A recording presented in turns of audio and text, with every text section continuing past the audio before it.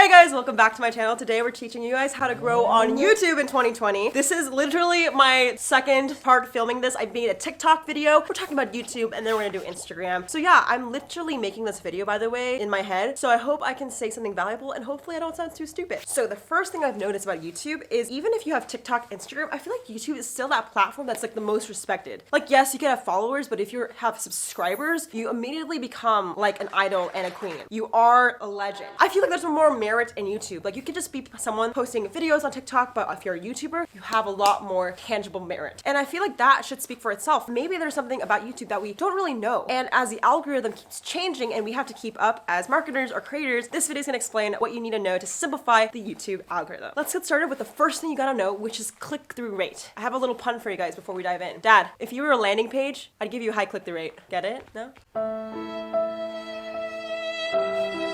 Well, and that's essentially, the higher the click-through rate, the more ideal and enticing you are to a viewer. So your goal as a creator is to make sure that your thumbnails are eye-catching. I am telling you, so many people don't understand the value of a thumbnail. When you're scrolling on YouTube, trending pages, or you're at the home, you're gonna see a title and a thumbnail. Before you even watch the video, you're gonna click on the thumbnail first. So that's why it's super, super important to have a very eye-catching thumbnail. Now listen here, right? Maybe you're like, hey Jade, I still don't know how the algorithm works. Like how does it like know what to push? Well, Sally, it's gonna be okay. Listen here. So say your video has to do with something about hair tutorial. YouTube's gonna share this video and push it on people's homepages and feeds to see if people are interested in hair videos. Now what's super important is YouTube's gonna push it to 100 or 200 people, right? But in order for YouTube to keep suggesting it to thousands and millions of people, you have to have a really good click-through rate, right? Because if YouTube sees that your click-through rate is like really low, they're not gonna keep pushing it. You have to prove to them that in the first 100 people, say 50 people click on it, right? So that's why it's super important to have really beautiful thumbnails, which I'll go into in a little bit, but that's the importance of the click-through rate. Now, if you're asking what's a healthy CTR, which is click-through rate, I would say it's around 15 to 20%. Now, I'll be honest, it's actually really freaking difficult. Most of my videos on my channel have around like a 5% click-through rate. It's not easy. The reason why it's actually really hard is because YouTube doesn't know who to suggest it to in the beginning. So for example, say you're having a haircut video, YouTube, the algorithm is not smart enough to push it to like hairstylists. Maybe they accidentally push it to gamers. And because of that, gamers like don't want to click on the video. So sometimes it's not your fault, but sometimes it could be your fault. So one of the most important ways you can look at your thumbnail to see if there's a clear message coming across. If your thumbnail doesn't have clear text, if you can't see a face, YouTube is not smart enough to know where to push it. So make sure you guys use keywords and your visuals are really on point. So for example, here's a thumbnail that maybe wouldn't do so well because it's not really easy to read and there's just too much going on. However, this thumbnail has my face really clear and a few words to tell YouTube to push it to people that maybe like hair videos, right? Because I have a picture of my hair before and after. So it's super important to realize that it has to have a clear, concise message and your face needs to be in it. It's kind of weird, but I find that YouTube doesn't like it when there's more than 2 faces. Like I had a video with 5 people in it and literally the click-through rate plummeted to 5%, which is actually really bad when you think about it. The minute I changed to 2 or 1 face, it really helped. So just be very clear in your message and the text is super important. I just quickly have to add, the reason why I've learned so much about thumbnails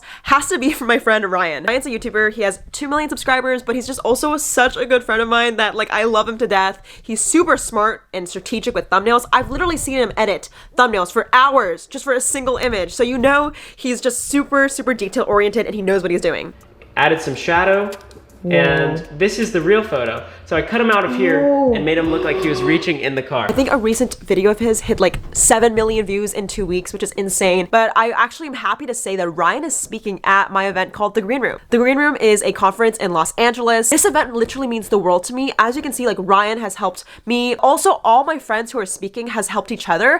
And like, I really wanted to recreate this like support circle in this event. So if you guys want to ask Ryan about any questions about thumbnails, he will be speaking. If you guys want to grab a in-person ticket for the event, it's 30% off, but we also have virtual tickets. So if you can't come to LA, don't worry, grab your tickets, but it's ending in 2 weeks. So go grab it if you haven't already. And I can't wait to meet you guys. Okay, let's go back in today's video. Now, once you figure out a really, really eye-catching thumbnail and really good title, you need to make the video watchable and hopefully have people stay as long as possible. So then we're coming into what we call watch time. I'd say click-through rate is a little bit more important than watch time because if people don't click on your video, then they're not not gonna watch it. But watch time is just as crucial, right? Similar to what I said before, if YouTube sees that people are staying for a long amount of time, they're most likely gonna push it to more and more people. A really healthy watch time is around 40 to 50%. Now, I'll be honest, again, it is really hard to do that too. You have to be a really good storyteller. You have to keep people engaged. If you guys would like to see a whole video about storytelling and creating an engaging video, let me know and I can break it down in the future. But my main summary to make really high watch time content is a really good beginning, middle, and end. You want to basically make sure that throughout the video, people know why they need to stay to the very end. Is there a really big problem you're solving? Are you making the viewer feel like they're part of the story, right? So whether you make tutorials, vlogs, make sure you ask yourself, like, why are people staying to the very, very end? And once you understand that, then you can create content and put footage that makes sure that it supports that story. So I'll give you guys an example. This video right here has a watch time of 25%. And the reason why it was so bad and not a really healthy watch time was because I was literally talking for the first 3 minutes about something completely irrelevant. People clicked off, they didn't give a shit. However, this video that has a watch time around 45% was straight to the point. I dove right in and I made sure I gave the audience value as soon as possible. So honestly, if you can learn anything about watch time, just shut the fuck up, get straight to the point, and then you might have a better chance of having a higher beginning and end watch time. So now you're probably like, okay, Jade, it seems like a lot of data, a lot of analytics. How do I get started as a beginning YouTuber? Now, if we're starting with 0 views and 0 subscribers, I'm telling you, none of this information will be actually helpful because you need to fail and try a lot. I personally have made over, I would say like 400 to 500 videos in my, I guess, career. And I definitely had really shit videos. Like my first 100 videos were super, super bad. So if I can give any recommendation and my main takeaway to anyone who maybe is still confused, seriously, just make a lot of videos, make 100 videos that are mediocre, not the best, and then reflect and look at the data and see what you can take from it. I think too many people want to optimize too early, and I'll be honest, this video is actually not helpful at all if you don't even have a video. So my message to you guys is to go out there, make a YouTube video. It's okay if it sucks. It's okay if you don't have a good watch time. You can always go back and reiterate. And I believe all success is learning from your mistakes. So don't be afraid to fall on your face a few times and learn from that. So with that being said, I want to shout out to the comment winner. Shout out to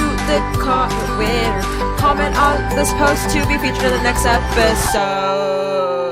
If you want to be the next comment winner, all you gotta do is just comment below and I will pick one of you guys to be shown in the next video because I have another third part, which is how to grow on Instagram. I feel like I'm on this like caffeine high, so make sure you guys watch part 3 if you guys are interested. Thank you guys for watching and I'll see you guys in the next one.